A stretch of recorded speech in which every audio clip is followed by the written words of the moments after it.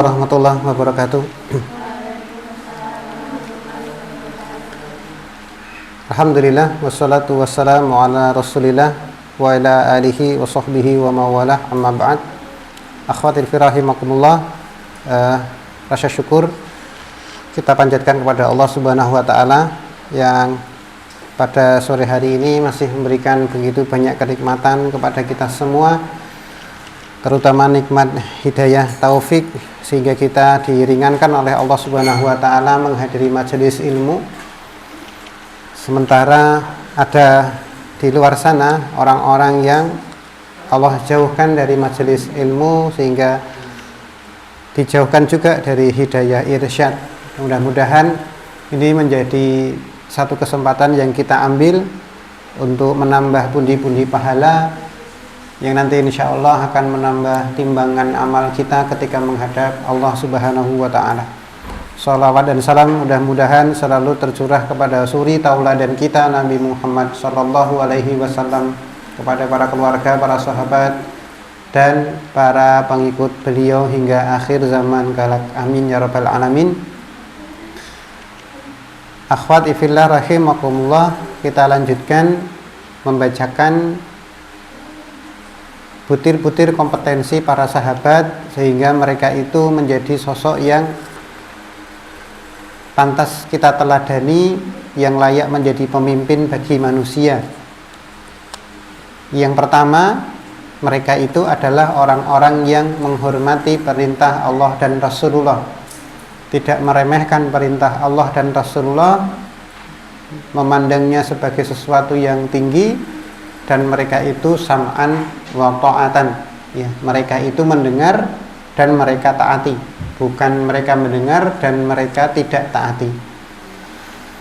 Itu yang pertama. Kemudian yang kedua, mereka itu sidik, mereka itu jujur dalam iman, ucapan dan perbuatan mereka, bukan orang-orang yang munafik yang tidak sesuai antara hati dan perbuatannya. Kemudian yang ketiga, mereka itu orang-orang yang zuhud terhadap dunia, orang-orang yang meninggalkan dunia atau tidak menempatkan dunia itu di hati mereka, dan mereka itu lebih menginginkan akhirat. Ya. Lalu yang keempat, mereka itu orang-orang yang memiliki keberanian luar biasa karena putusnya ikatan hati mereka dengan dunia, maka sampai pun mereka akan mengorbankan jiwa, mereka tidak menjadi soal.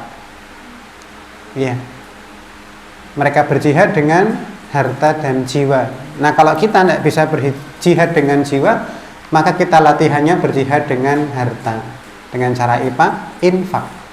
Ya.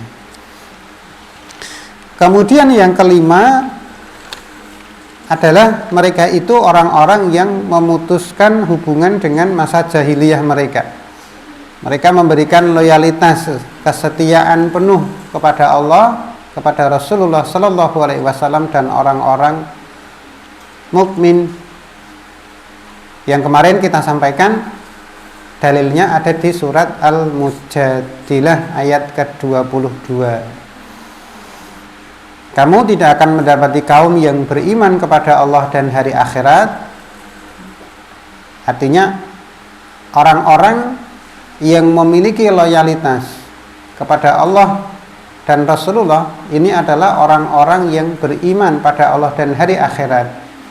Mereka itu tidak akan pernah saling berkasih sayang, memberikan loyalitas mereka pada orang-orang yang menentang Allah dan Rasulnya.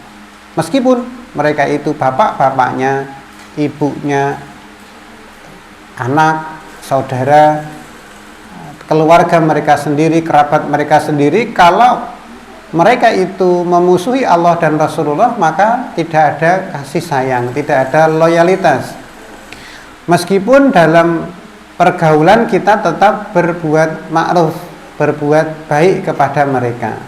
Nah, orang yang bisa demikian, orang yang memberikan loyalitas penuh kepada Allah, Rasulullah, dan orang-orang yang beriman kepada Allah dan Rasulullah, maka Allah akan tetapkan iman di dalam hati mereka. Allah tanamkan iman dalam hati mereka, kemudian Allah itu tolong dalam urusan mereka, dan dalam mereka itu bisa jadi disingkirkan oleh keluarga mereka karena terasing. Terasing kenapa? Karena mereka berbeda sendiri dalam keluarga itu. Yang lainnya mau jabat tangan dengan orang yang bukan mahramnya, dia nggak mau.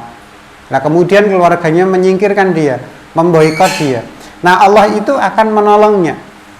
Seandainya pun dia itu diboikot secara ekonomi, misalnya tidak diberi nafkah oleh keluarga, padahal dia itu masih usia belum, kalau misalkan wanita kok belum memiliki suami, maka Allah akan bantu memberi rizki kepadanya. Allah akan tolong, bisa jadi dengan diberi suami yang salih ataupun dengan cara-cara yang Allah kehendaki. Jadi percaya kepada janji Allah, jangan pernah berpikir Allah akan meninggalkan kita yang mempertahankan akidah kita, mempertahankan keyakinan kita meskipun kita berbeda dengan keluarga kita, atau meskipun justru keluarga besar kita sendiri yang memusuhi. Maksimalnya misalnya kalau orang yang Kristen, Katolik, Hindu, Buddha, ya orang-orang kafir itu masuk Islam, nah itu hal pertama yang akan mereka hadapi adalah keluarga besar atau keluarganya sendiri. Meskipun memang ada keluarga yang ya biasa saja kalau anaknya, saudaranya itu pindah agama, ya, pindah keyakinan. Kalau sudah sama-sama muslim ini, ya kitanya menjadi lebih bagus dalam beragama, itu bisa jadi kok jadi aneh gitu ya. Dulunya mau gini dan gitu, sekarang udah nggak mau lagi gitu.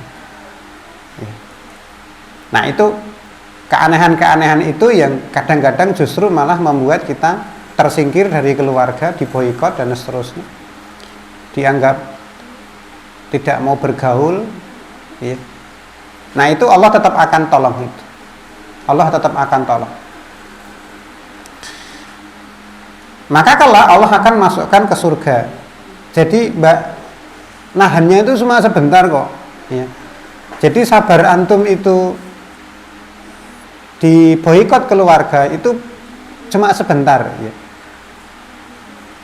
Seandainya dari sejak diboikot keluarga, disingkirkan keluarga itu 1 minggu itu mati, maka ya menahannya cuma 1 minggu itu. Ada seorang wanita tanya, kapan saya harus taat kepada suami saya? Sampai kapan? Terus orang yang ditanya mengatakan, ya sampai mati gitu. Lah kok lama sekali? Enggak, kalau besok kamu mati itu berarti 1 hari ya. Karena memang cuma sebentar iya, memang cuma sebentar. Kemarin kita sampaikan kalau dunia itu cuma dekat ya, dekat. Dari sisi waktu pun dekat iya. Bandingkan dengan kehidupan akhirat yang tanpa ujung, tanpa henti, abadi, itu tidak seberapa dibandingkan dengan kesabaran yang kita pegang di dunia karena kita diboikot, diolok-olok orang, dicaci orang ya.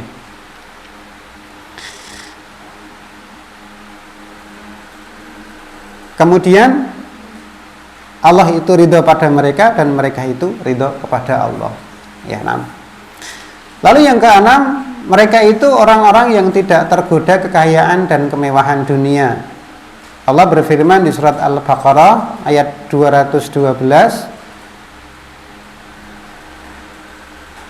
Zuyyina lilladzina kafarul hayatud dunya wa yaskharuna minal ladzina amanu. Kehidupan dunia itu nampak indah bagi orang-orang kafir atau di mata orang-orang kafir.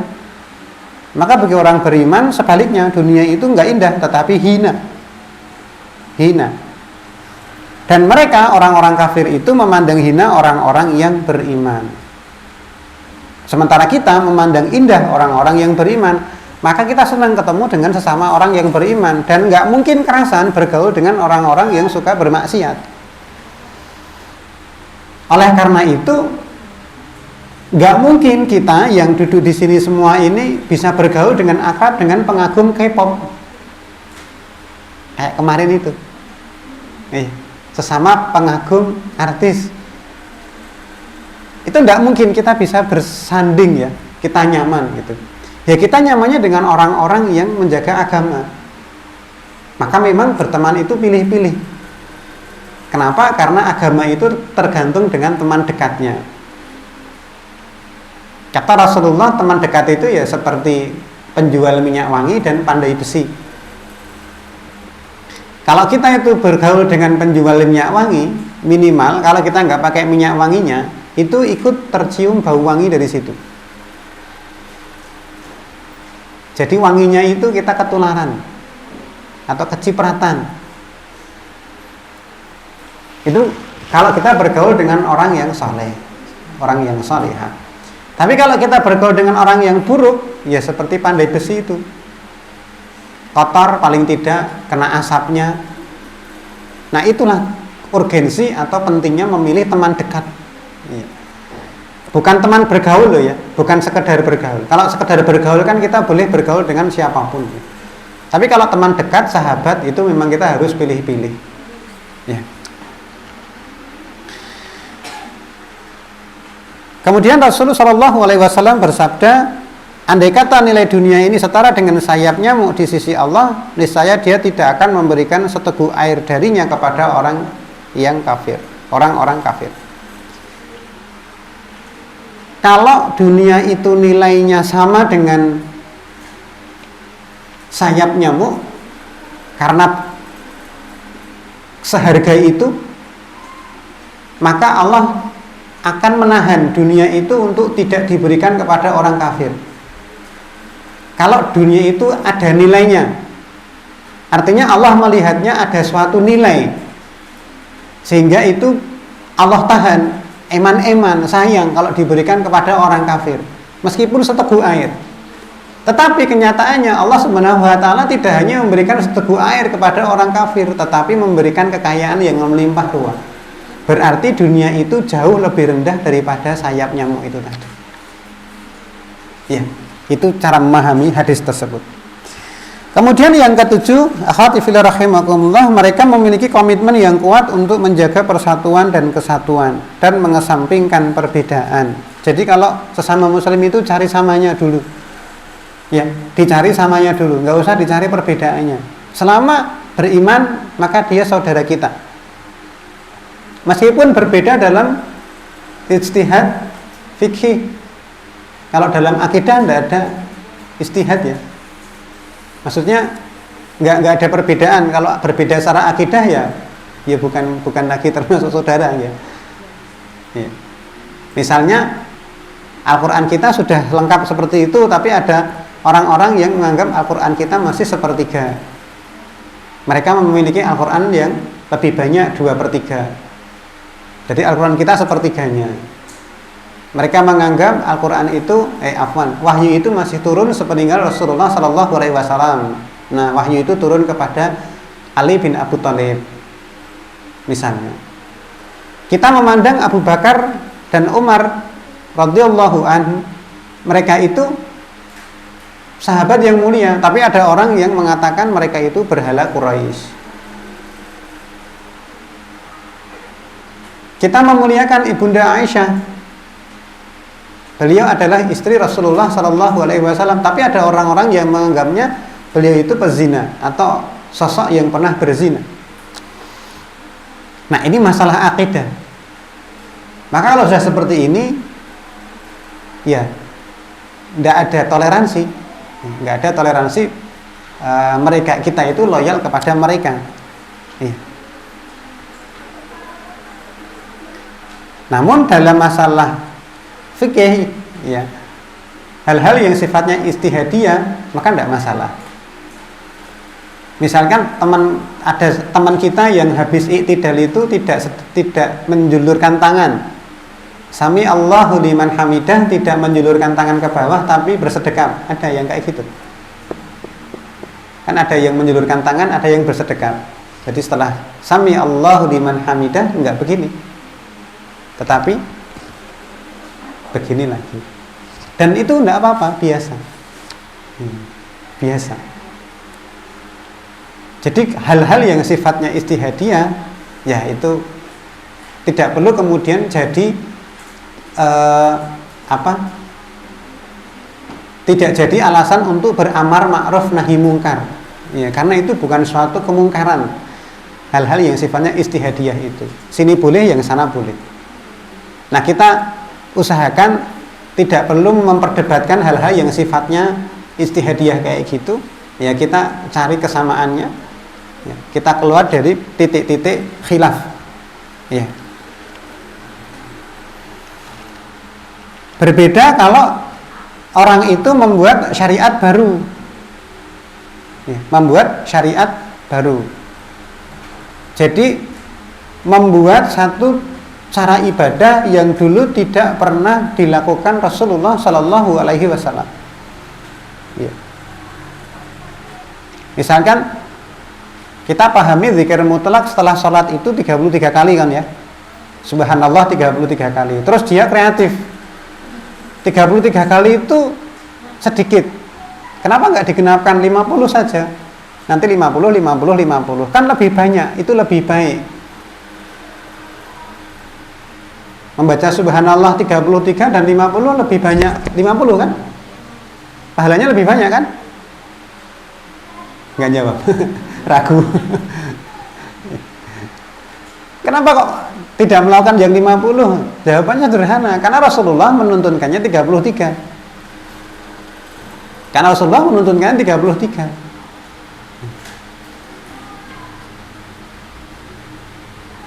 Seandainya birthday-nya Rasulullah itu, apa birthday? Iya, ulang tahun ya kita nyebutnya. Itu memang Rasulullah memerintahkan untuk dirayakan, maka istri-istri beliau yang membuat kue tart untuk Rasulullah Shallallahu Alaihi Wasallam pakai lilin gitu. Ya, Rasulullah happy birthday. Ya enggak kue tart lah, nah dulu enggak ada kue tart ya. Apa? Kurma, tumpuk kurma. Kurmanya kasih lilin gitu ya. Lilin. Tiup lilinnya Rasulullah gitu. Terus ketika Rasulullah Shallallahu Alaihi Wasallam wafat, untuk mengingat, oh ini hari lahirnya Rasulullah ya. Yuk kita rayakan yuk. Ya, meskipun beliau sudah tidak ada, kita buat ya, acara perayaan mengingat meninggalnya Rasulullah Shallallahu Alaihi Wasallam. Lawang orang-orang Nasrani saja mereka memuliakan kelahiran Nabi Isa dengan merayakan Natal. Masa kita enggak memuliakan Nabi kita?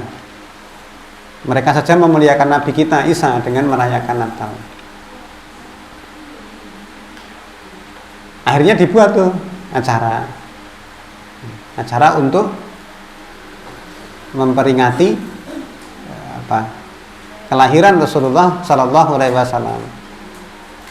Kemudian ada sholawat, dibacakan sholawat, yang kalau dibacakan sholawat itu Rasulullah datang. Turun. Ya nggak tahu ya. Allahu a'lam. Nah, seandainya itu memang disyariatkan, maka Ibunda Aisyah yang paling berhak untuk itu, dan para sahabat. Cuma para sahabat dan para istri beliau tidak melakukannya, maka ya kita tidak melakukan.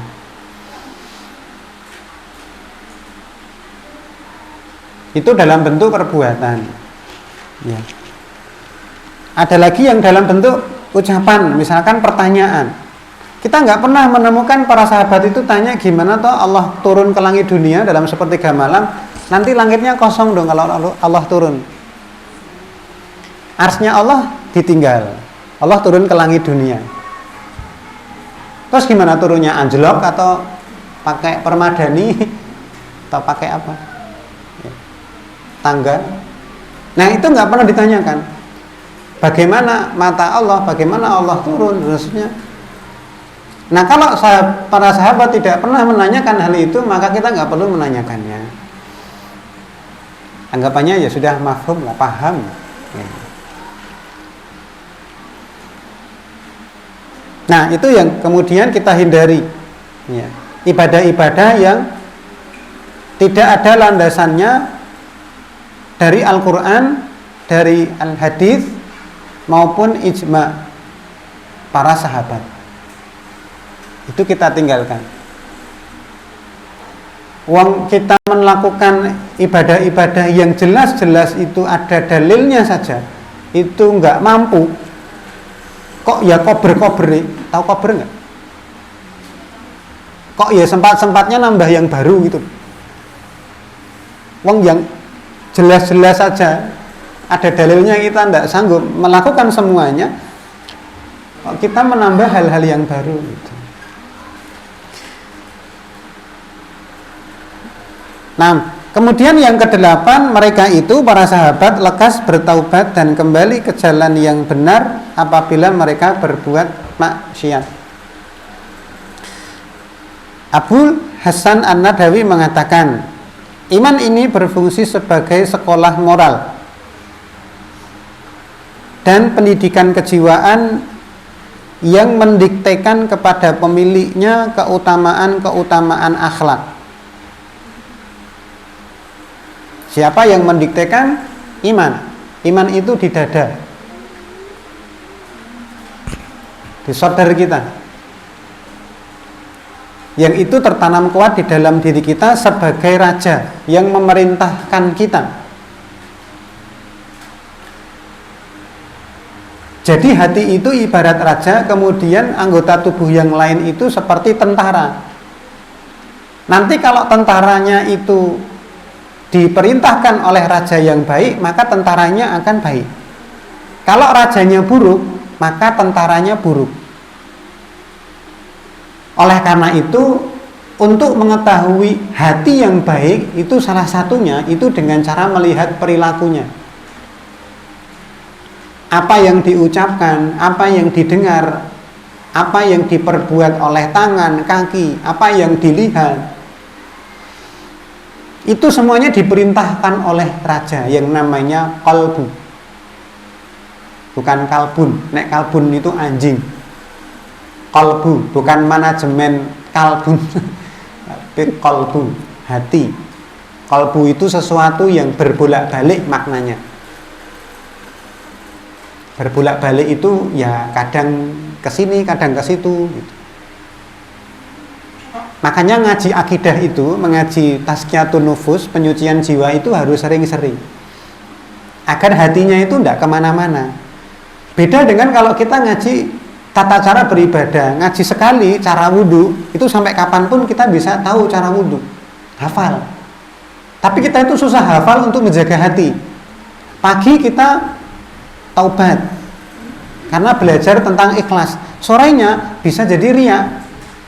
Karena yang namanya hati itu berbolak-balik. Sampai-sampai Rasulullah SAW berdoa kepada Allah untuk dimantapkan hatinya di dalam agama. Ya muqallibal qulub, tsabit qalbi ala dini. Itu yang minta Rasulullah loh. Yang minta kepada Allah itu Rasulullah, yang notabene memiliki hati paling baik sejagat raya. Itu pun minta kepada Allah agar ditetapkan hatinya. Lah apalagi kita. Sahabat bukan, ulama bukan, ya. Itu tentunya hati kita pasti lebih terbolak-balik lagi. Kan antum merasakan toh, kadang semangat menghafal, kadang turun, semangat lagi, ngaji tentang menghafal Al-Quran semangat lagi, habis itu lepas dari itu turun lagi semangat menghafalnya. Ya memang kayak gitu manusia, kadang naik, kadang turun, fluktuatif. Nah, fungsinya kita berteman dengan orang-orang yang sama-sama genah, sama-sama benar, sama-sama sholihah. Nah, antum itu di sini ya, itu bisa mengingatkan. Bisa mengingatkan setidaknya ketika kita lagi futur, sedang berhenti untuk rajin menghafal, lihat teman kita membaca Al-Quran jadi tergugah lagi. Kalau dengan itu tidak tergugah, ya minta tolong sama Allah ya. Jadi nek hati kita, kalau air mata kita tidak bisa mengucur karena dosa-dosa kita, berarti nangislah karena mata kita tidak bisa mengucur air matanya. Paham? Kalau kita nggak bisa nangis karena merasakan pedihnya dosa yang kita lakukan, maka nangislah karena kita nggak bisa nangis. Berarti kan hatinya sudah membatu. Kayak mayat itu kalau ditusuk itu kan nggak bilang apa-apa, dia diam. Hati manusia yang hidup itu ketika ditusuk satu kemaksiatan itu mesti sakit, dadanya itu nyeri, nggak nyaman dirinya. Maka kalau ada orang kok berbuat kemaksiatan lalu merasa nyaman, astagfirullah, itu berarti hatinya itu sudah membatu ya, mati. Kenapa? Karena tidak sakit dengan kemaksiatan. Cara ngeceknya ya gampang kok, misalkan habis sholat apa yang dirasakan di dada, lega apa justru malah kisruh.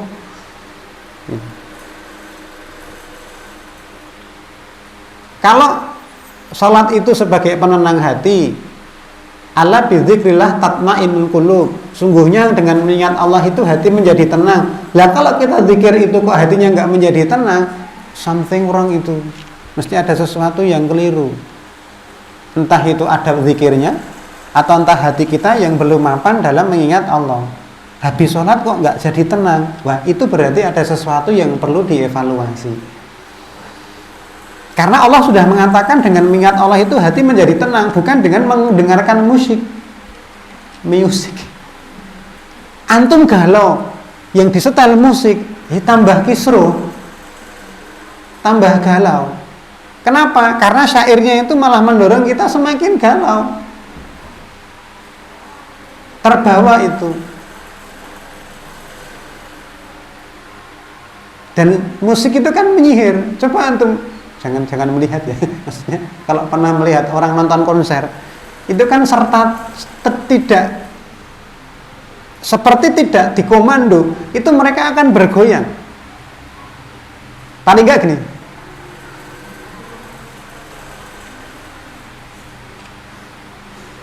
Itu enggak sadar itu. Dia dengarkan gitu, suling setannya itu, kata Imam Ibnu Qayyim Al-Jauziyah, kemudian dia dengarkan. Nah, kan gitu.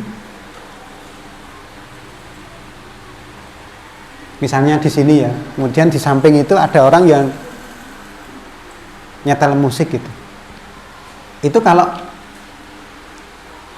kita nggak sengaja mendengar, itu kadang-kadang nggak sengaja kemudian kita ngikuti itu, atau kita menggerakkan, atau kita mengikuti iramanya. Itu makanya dikatakan musik itu sihir itu. Jadi menyihirnya itu lebih dahsyat ya daripada miras. Orang itu lebih mudah tobat dari minuman keras daripada tobat dari musik. Betul itu. Tobat dari miras itu lebih mudah daripada tobat dari musik. Alat musik ya maksudnya ya. Lagu-lagu yang menggunakan alat musik. Kalau nasyid tanpa alat musik diperselisihkan. Saya mengambil yang boleh, tidak apa-apa.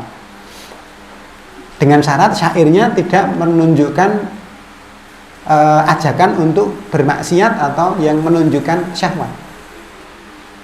Nasyid yang menyemangati lah, kayak gitu.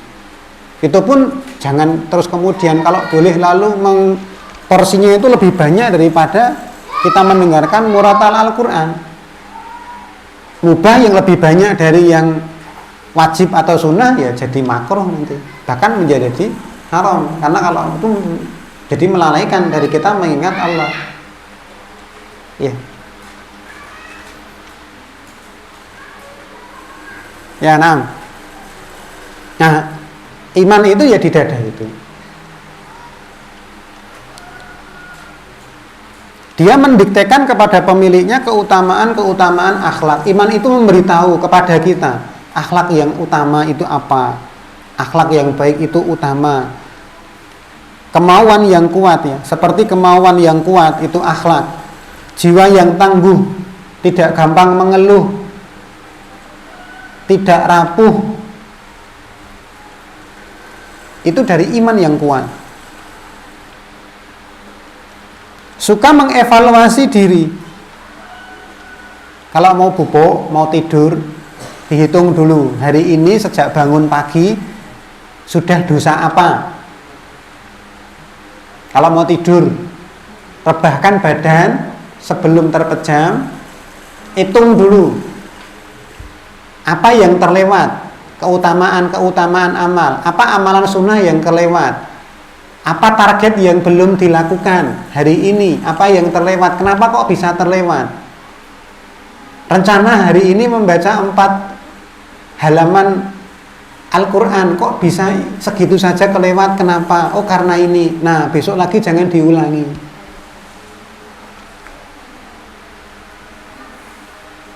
Tadi dosa apa, dihitung. Kalau pahala nggak usah dihitung ya, nah, insya Allah Allah akan catat itu. Dievaluasi, dimuhasabahi dirinya. Sebelum nanti kita dihisab oleh Allah di akhirat, hisab dulu di sini. Biar nggak telat. Kalau hisabnya di akhirat udah nggak bisa balik lagi, nggak bisa dibusek. Tapi kalau kita menghisabnya di dunia, kemudian kita ketahuan ini dosa apa, nah kita bisa taubati itu. Pakai catatan kecil, dosa hari ini 1 apa, besok lagi jangan diulang. Oh ternyata kok diulangi dengan dosa yang lain, apa-apa. Maksudnya bukan ada apa-apa, itu manusiawi. Milih mana? Tobat maksiat atau maksiat gitu. Ya kan milih tobat maksiat gitu kan. Ya kan mendingan kan gitu. Ya siapa tahu ketika kita tobat mati daripada maksiat. Udah saya putus asa lah. Berulang kali tobat nanti juga maksiat lagi, saya tak maksiat terus lah. Mati. Ya nggak happy ending nanti, nggak husnul khatimah. Ini memang manusia itu tempatnya kesalahan dan lupa. Yang penting ketika kita berbuat salah itu karena tergelincir ya, karena nggak sengaja, atau bukan kemudian saya tahu kok ini salah tapi nggak apa-apa lah. Nah itu rada kebangetan kalau itu. Tapi kalau gitu gimana? Ya enggak, maksudnya sudah keterlanjur toh, tobati saja. Innallaha yuhibbut tawwabin. Allah itu mencintai orang-orang yang taubat. Jadi hikmahnya Allah menciptakan dosa itu agar kita itu bertobat. Tapi bukan berarti ayo kita berdosa nanti kita tak tobat biar dicintai Allah. No. Enggak gitu. Itu namanya menyengaja berbuat dosa. Ya. Jangan putus asa dari rahmat Allah. Taubat, terus taubat. Rasulullah taubat 1 hari paling enggak berapa? 100 kali. Rasulullah lah itu. Beliau mengucapkan istighfar 100 kali paling tidak 1 hari. Astagfirullah, 100 kali. Kita berapa?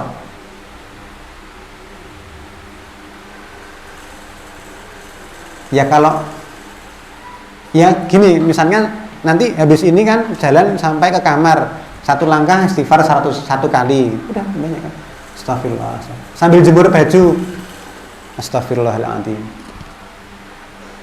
Kan bisa, asal nggak di kamar mandi. Sambil jalan istighfar, subhanallah, alhamdulillah, astagfirullah. Sambil jalan istighfar, duduk bismillah, astagfirullah. Naik motor daripada diem, mending zikir. Astagfirullah. Kayak gitu. Nanti beda kok rasanya. Coba. Dan bersikap adil terhadap diri sendiri. Maksudnya apa? Mendudukkan diri sendiri sesuai dengan porsinya. Kalau antuna itu capek, istirahat. Kalau kelihatannya kebanyakan tidur, kurangi tidurnya. Kalau kurang tidur. Rasulullah itu puasa tapi berbuka. Rasulullah juga tidur meskipun beliau sholat malam. Beliau juga menikah, padahal beliau itu sosok yang paling kuat dalam menahan syahwatnya. Tapi Rasulullah menikah. Adil terhadap diri sendiri, jujurlah terhadap diri sendiri. Jangan suka bohong terhadap diri sendiri. Nanti itu menyakiti diri itu. Ya, jujur aja terhadap diri sendiri. Kalau emang kita capek, istirahat. Ketika kita emang berbuat dosa, akui itu dosa. Bukan kemudian cari pembenaran. Kan ini karena itu. Kan kaidah fikihnya seperti ini. Kan itu mah cari pembenaran. Belajar ilmu fikih bukan untuk baik dalam beribadah, tapi mencari pembenaran. Berkomunikasi antara ikhwan dan akhwat, bukan mahramnya. Apa pembenarannya? Kan saling menasehati. Tawassau bil haq, tawassau bis sadr. Itu enggak ada tuh khusus untuk akhwat dan akhwat. Pokoknya dibuat-buat lah. Adik sudah sholat tahajud belum? Bangun, Dik.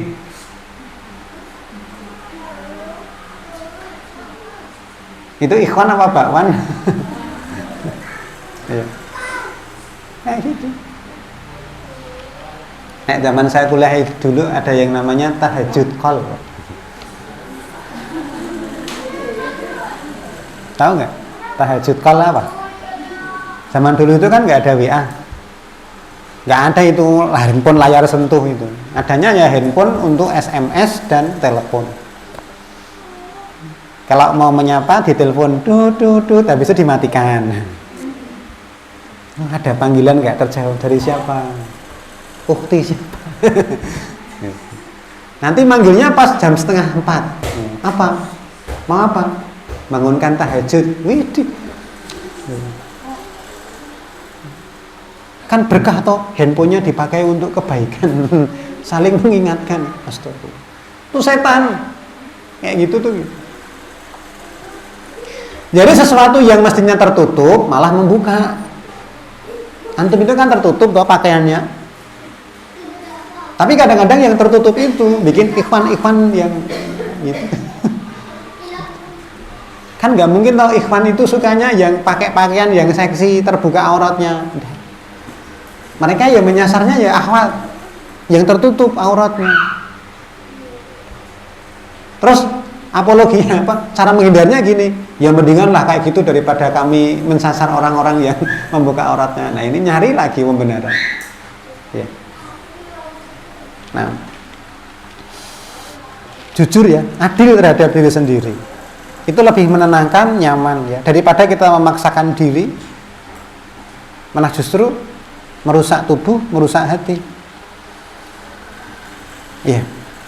Iman ini akan iman ini menjelma menjadi pendorong terkuat. Iman menjelma menjadi pendorong terkuat, pendorong kita, motivator. Mbak, jadi yang mendorong kita untuk berbuat itu di dada ini loh. Keyakinan kita terhadap apa yang Allah janjikan ketika kita melakukan ibadah-ibadah tertentu itu yang menggerakkan kita. Saya punya tips, salah satu yang saya punya. Ketika saya melihat ada orang kaya flexing, pamer kekayaan, yang saya ingat apa? Sholat 2 rakaat sebelum subuh. Itu lebih baik daripada dunia dan seisinya. Mereka punya harta yang kaya, tapi saya lebih banyak dari mereka apa? Dunia dan seisinya, dan itu lebih baik dengan apa? Saya sholat 2 rakaat sebelum subuh. Jangan bilang mana nggak kelihatan.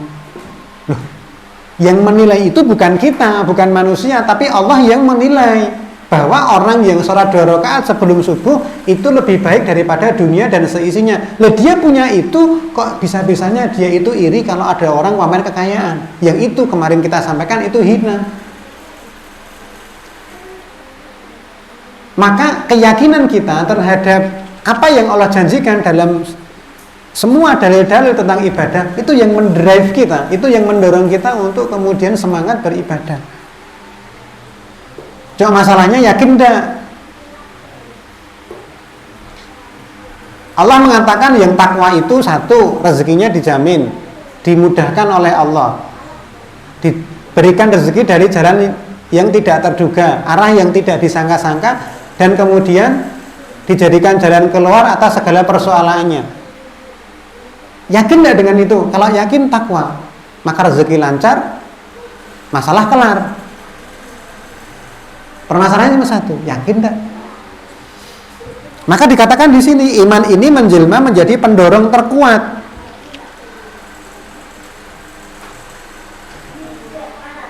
Kenapa kok para sahabat mengorbankan jiwanya bertempur bersama Rasulullah? Sederhana, mereka dijanjikan surga dan mereka yakin akan itu. Ya Rasulullah, tanya tentang surga.